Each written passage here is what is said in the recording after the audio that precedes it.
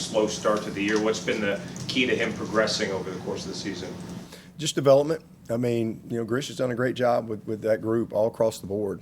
All those guys have developed well. From Antonio Williams, I think his kid has come in here and really developed into a star. I mean, Antonio is a elite player. That was Grish's first signing class. Antonio, Cole, and Adam, and obviously Adam has transitioned into a different role. But Tyler Brown has developed. All those guys. So it's just being in the process of development. He's a second-year player. Got some really good experience as a freshman, had some big moments, had a few growing pains too. I think he's just, maturing with his understanding of not just receiver play, but the big picture of offense and also understanding of defense and how people are trying to, what they're trying to defend. So he's just a smarter player, more mature guy, and still got work to do. But proud of him. He's developing nicely. Where is Juju Preston, I guess, in his development with Wesco out? Where is he in his development coming along with the rest of the receiver group? He's in the crock pot. He's cooking. He's one of those guys that I would, whoever asked me the question, guys, he's one of those guys that we see flash at practice. And, I know he looks like this microphone, but he's put on 15 pounds. He's really developing. He was a very, very skinny kid when he showed up here, very, very underdeveloped physically. But that's never affected him. Like, he's always played big. He's always played strong, even though he really isn't big or strong. But he's really developing. I've been proud of Juju. He's one of those guys that I think when he showed up here, you could tell he was a little overwhelmed. He I don't know if he's going to really buy into what he's got to do, what this thing's going to take, because I think he's just been one of those kids that's always shown up and he's just better than everybody. He's just better than everybody. Even though he's weaker than everybody, he's smaller than everybody, he's still better than everybody. That's just kind of been what his story's been, but he's bought in. Like, he's been one of the best guys in Power Hour. We do what we call Power Hour all through fall. It's one of the key, I think, aspects of developing these guys, and he's doing some good things. So, and hopefully he'll have a chance to maybe, get some snaps somewhere, throughout the rest of the season. We've got 5 more games, and in the regular season here, and obviously again he hasn't played. He can play in 4 of them, but he's been hurt a lot, since he got here. He's had hamstrings and different things, but he's practicing and competing, and again, he's a kid that. The arrow's up by his name. I mean, he's, again, a little over 15 pounds that he's put on, and he's attacked the weight room. And again, you see him, you'd be like, yeah, right, but you should have seen him when he got here. So he's in the crock pot and making progress, but one of those guys that I think if he sticks with it, he'll be a good player. Just a bigger picture question, just some of these coaches that have been let go in the middle of seasons with $50 million buyouts. What does it say about the state of college football right now? All of this is. I mean, it's a season of chaos. I mean, that's for sure. It's it's the world we live in. It's crazy profession we signed up for, but as I said last night, it's hard. You got a lot of really, really good football coaches that have won a lot of games, but they're getting fired because they haven't really won championships. And then you got others who people want you fired even though you've won some championships. So it's kind of a crazy world, and it's the world we live in. And you just, it's like a blood sport. Everybody's, loves to see people get fired, I guess. There's a part of society that likes to see that stuff, but it just is what it is, man. I mean, it's what we signed up for, and it's all about the playoff and all that type of stuff, and got to find a way to win. You don't get much time anymore. Not many of those. I think what John Wooden was, 17 years before he won a championship. So you ain't gonna get much time anymore. You got to win quick. there been a focus in the off week to ramp up the running game more? Yes, absolutely. That's what we did. We're just really poor in our last game. We just did a poor job of helping CV. And when we did try to run it, we didn't do a good job with it. We didn't play well inside, and just I didn't think we did a good job, putting it together. So definitely an area we need to improve. And again, it's not about rushing for 200 yards. It's about being efficient. Like the group we're getting ready to play, they're 82nd in the country in rush offense, but they're a lot better than 82nd in the country in rush offense. They're 82nd in the country in rush offense because they're third in the country in passing, and it's because of their RPO game. I'm sure their offensive line coach is not happy because there's a lot of handoffs that would be there, but they're taking the patch of grass that you give them. You give them 5 yards, they take it, and so it's just all built in. And so again, it's just about being efficient to me. I mean, we're doing a lot of good things in the passing game. We've thrown the ball well, not elite, but well, but we've not running the ball with the type of efficiency that we need to be the type of balanced, explosive offense that we want to be.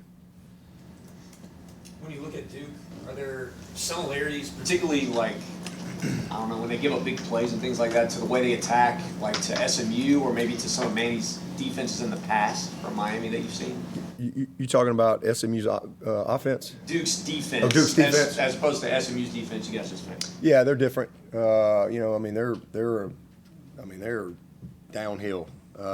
If you watch these guys, when the ball snapped, they're downhill. It's even when you drop back, they're downhill.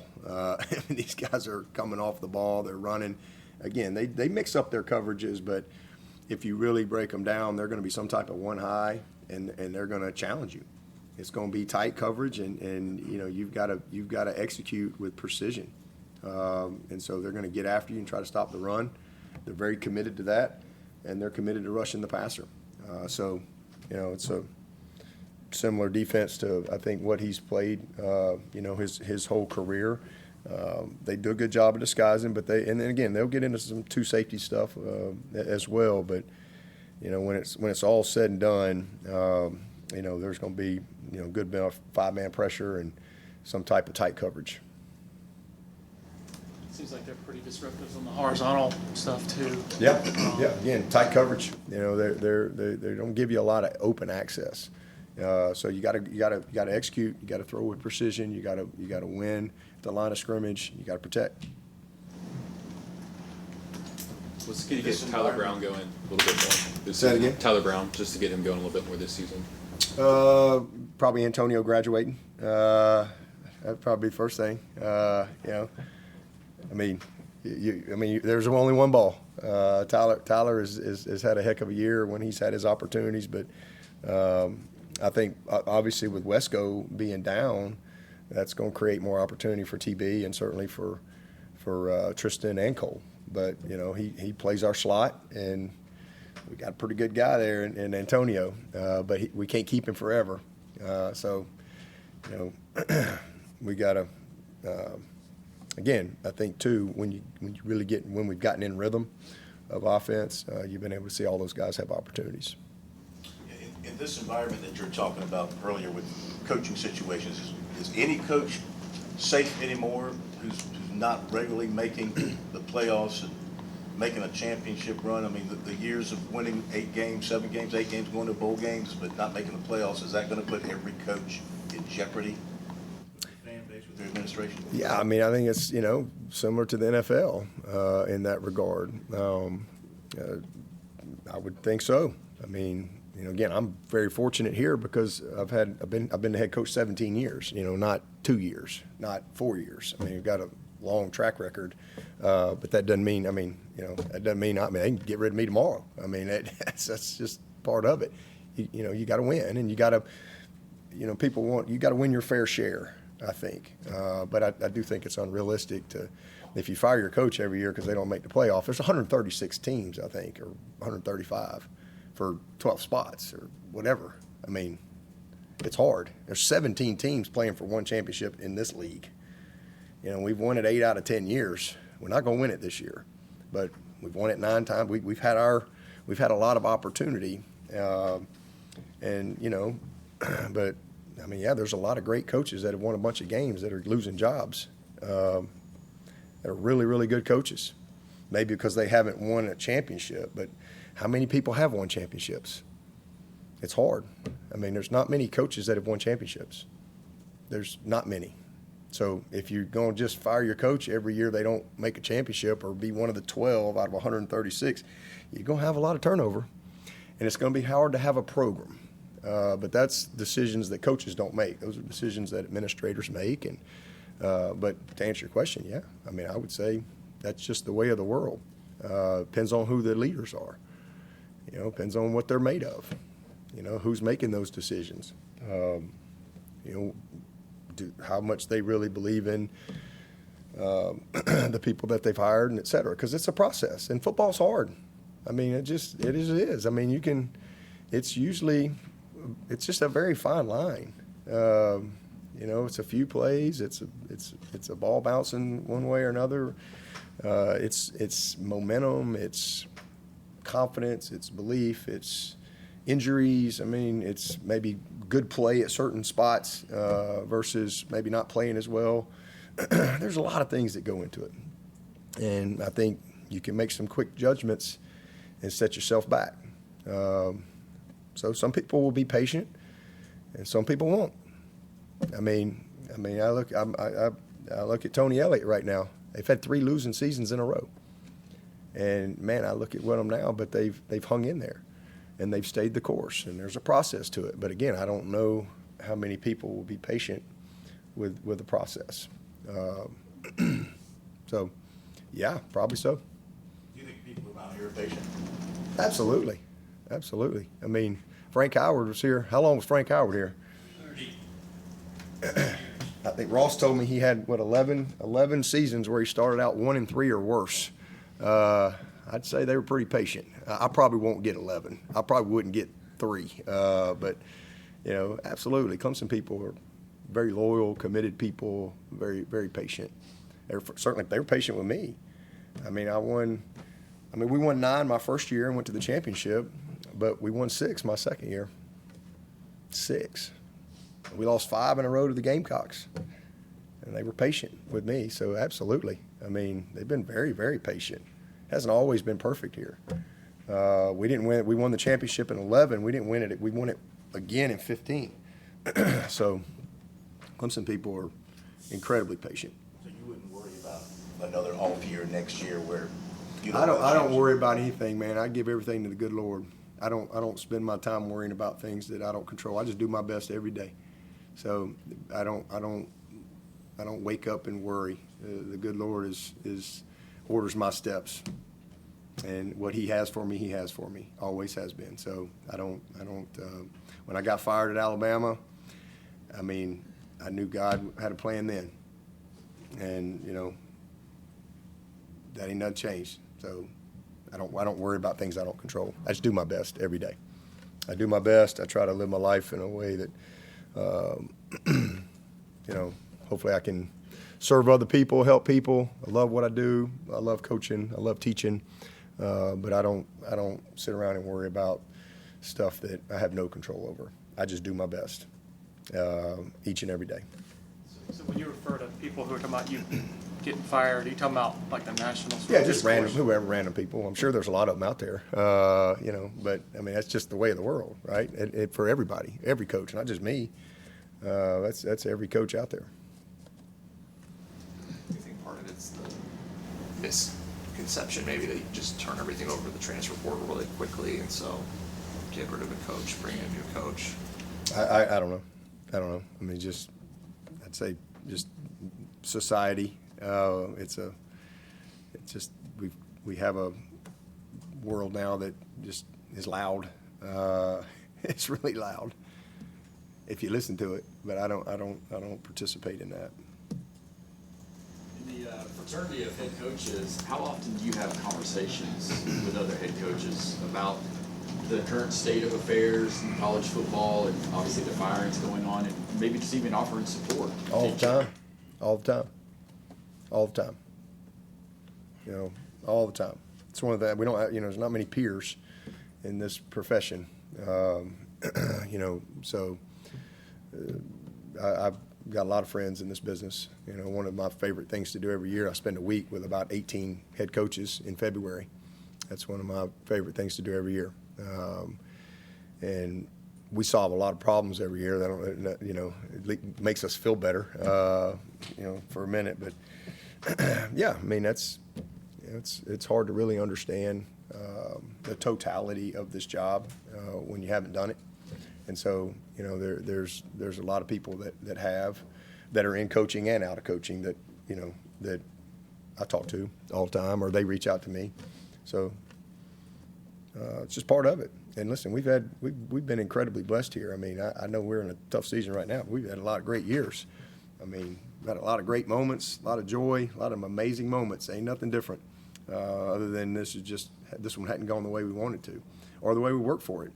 Because we really have this team has done the work, and it just hadn't worked out the way we wanted it to, and it's my responsibility to to get the team to be what they can be, and it just hadn't worked this year. With the Diego Pavia lawsuit about junior college eligibility, maybe striking that, it's now opened up to a class action. Is that something that you guys have talked about with Tristan? Do you know where he is on that, or maybe trying to get that year? Absolutely, for sure. And you know, I mean, I think he deserves it. I don't know how he couldn't, based on some of the precedents that's out there for this kid. So I think he played very few snaps at all. Hardly any snaps at all as a freshman JUCO guy. So that would, to me, be a shame for him not to have the same opportunity that some of these other kids have had. So yeah, we, you know, definitely want to do all we can to support him in that. Regarding all of this coaching talk in your time here at Clemson, I have to thank Tim Murray for this note. With Brian Kelly out, you're now the second winningest active coach in college football behind Kirk Ferentz. Did you ever foresee a time when something like that would be said about you? And, you know, what does that say about your longevity here? Well, it's good to know. It's good to hear. We've actually won some games. Yeah, I mean, it's a blessing. I mean, it's just God's plan for my life. I mean, I'd like to say it ain't nothing I've done. I mean, it's just the good Lord's put the right people in my life, great players. I mean, I never in a million years, when I became the coach here, would have even dreamed that, you know, you'd be the winningest coach in an ACC or a Clemson or anything like that. That's never been something that just not even thought about it, honestly. I mean, I just go to work. Put my head down. You look up and you go, dang, been head coach 4 years. Dang, you've been head coach 10 years. You know, I just go to work. I just don't even think about it. But that's just God's plan, and God gets all the credit for that. I mean, I've just done my part, but I've had just great players, great coaches, so many people, unbelievable support and administration, and you know, that's again just God's plan for me. And I'm blessed with that. I'm thankful for that. But also I'm encouraged by that. I mean, you know, it's, you know, especially when you have a tough season, but this isn't the first I've had a lot of tough moments in my life. I mean, I've had a lot of failure. I'm built from failure. I'm built from painful situations. That's how I'm shaped as a human. I'm shaped by disappointment. I'm shaped from pain. I'm shaped from failure. But that's why I've been successful. Because when you get in situations like this, you just stay the course, and you have confidence, even though maybe nobody else around you does. You know, you have confidence because you've lived it. And so for me, I relish these opportunities because I'm getting a chance to do what I love, and that's to teach. I love to teach. I love to communicate. I love to mentor, and I love to use the game to, you know, build and equip great young men. And that's what I think I'm best at. And I love that part of it. So this is one of those, we hadn't had many of these opportunities. I mean, we've had some, you know, and just in my time at Clemson, so 23 years, I mean, we talk about, we need a great November. Like we got to find a way to have a good November around here, you know, and then we start over. every year. We start over. We count them up. We start over. We attack the next year, and let's rally the troops and charge back up the hill. That's what we do. It's what we've done forever, and we'll do that again. But right now, man, we got to find a way to win Tuesday. We got to find a way to beat Duke. You know, we got to find a way to go finish. But man, I mean, my first year here, you know, 03. I mean, we lost 45-17 at Wake. I mean, that was a long. And I remember specifically because I drove. Kath drove up, had all the boys in the car seats, drove up to West. I'd never been to Wake Forest, and we drive up there, and I mean, Tim, you remember that? I was like, this ain't good. We're 5-4. We get destroyed on Thursday night. We think we're getting fired. Friday came, me and Billy, I'll never forget it because I'm like, me and Billy were supposed to go recruiting that day, and I'm like, I guess we're going recruiting. You know, I don't know. It wasn't good. And but Billy and I went up and we were recruiting a kid up in North Carolina, walking around. It was kind of like we came back. And we're like, okay, I guess we're good. Saturday, we didn't have anything on Saturday, which was kind of a cool day for me because I went and both Will and Drew got baptized that Saturday. And then Sunday, we're back over in the office and, you know, like we're good, you know, and then Monday comes and 7 a.m. staff meeting, and I actually had the devotion that day, but then about 10:30 that day, it's a coaching change, right? Like it's like, and nobody saw it coming, not from us, us coaches. We're just kind of on about our business and think we're good, but, you know, kind of the backstory, you know, of all that stuff. I mean, we lose 45, it ain't good. And honestly, we probably wouldn't have made it if we weren't playing Florida State the next week, you know, and it was the Bowden Bowl and all that stuff. But we're playing, what were they, number 2 or 3 in the country, undefeated, 9-0, on their way to a national championship. We just lost 45-17 to Wake Forest. No way we're winning that game, right? Like, let's just kind of, you know, go play this game but guess what happened? We had a group of people that didn't quit. We had a group of people that continued to believe. We had a group of people that came together and still had faith in the end of the story. And we won 27-10. And it was like one of the greatest moments I've been a part of ever in this deal, because no way are we supposed to win that game. But, man, Charlie Whitehurst went off, right? We got Tommy Sharp. He's like 260-pound center, this tall, and we're blocking freaking Darnell Dockett. I don't even know who them guys were. I mean, they had just dudes everywhere. I mean, Derek Hamilton, Kevin Youngblood, Aries, Tony, Chad Jasmine. I mean, we just got hot, right? Like, that's why it ain't ever too late to become the best version of you, and we just got hot. And that one moment, all of a sudden now we play Duke the next week. And I think we beat them 40-6. And now it's like, well, okay, we went from 5-4, we're 7-4, and now we got to go play the Gamecocks. And that was the 63-17, my first Carolina game. Next thing you know, you go from getting fired, you're in the Peach Bowl. And we're playing, what was Tennessee, number 6, 7, 8, and we smoke them. So we go from 5-4, getting fired, to 9-4. Coach Bowden gets Coach of the Year and a new 5-year contract. And I got to stay at Clemson. I got to move in my house, you know, all because a group of people finished. And they hung in there, and they didn't let, you know, the failure define them or destroy them. We let it develop us, and we kept hanging in there. And that's life. That's life. That's the lessons that you get from this game. That was 03. And then in 08, I had a 3-4 football team with 5 games to play in November. And we went 4-1 somehow, some way, and got the job. And then a couple years ago, what were we, 4-4 in 23? And we went 4-0 in November and had a 5-game winning streak, and that kind of gave us some juice into last year's championship run. So you just got to keep going, man. You keep the faith, you keep believing, you focus on what you control, and you just battle. You just battle with everything you got, and you just keep getting up. Dust off, go again.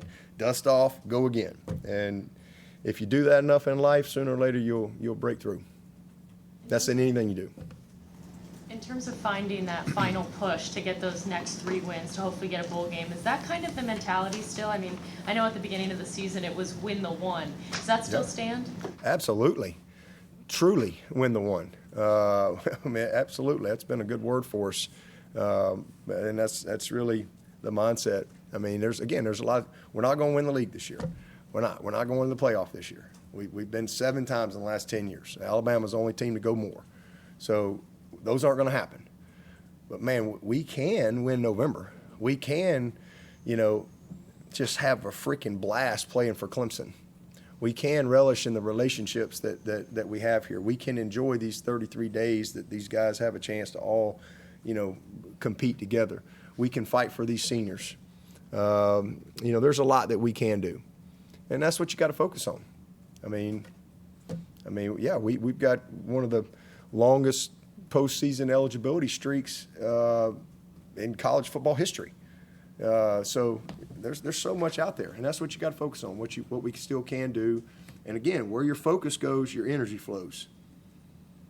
Now so you can focus on all the bad, and that's where your energy is going there too, or you can focus on what is good, and there's a lot of good. We got a lot of great young men on this team.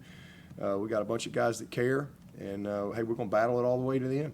We'll battle every day. We'll battle today all the way till there's no more opportunity to play. That I can promise you. Take one more for Coach, if anybody has one. Coach, a lot is made of your first win at Boston College, but your first home win was against Duke, I think 31-7. Memories from that, and just going into that game and getting a win at home. Yeah, we lost. I guess I'm destined to lose on October 18th. If we could just not schedule a game ever again on that day, we just opt out of that. I am freaking over.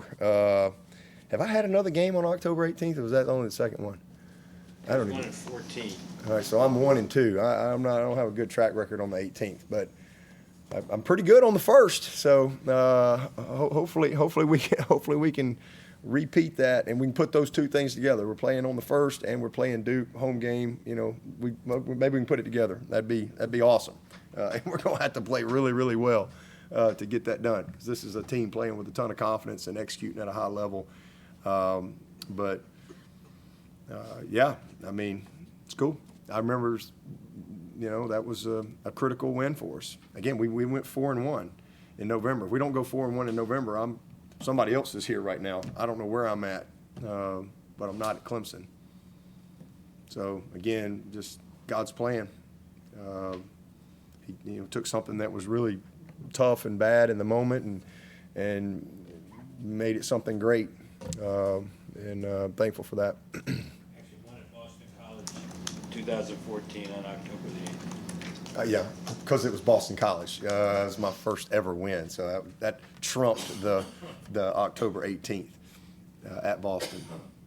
All right, thank you, Coach. Okay, appreciate it. Thanks.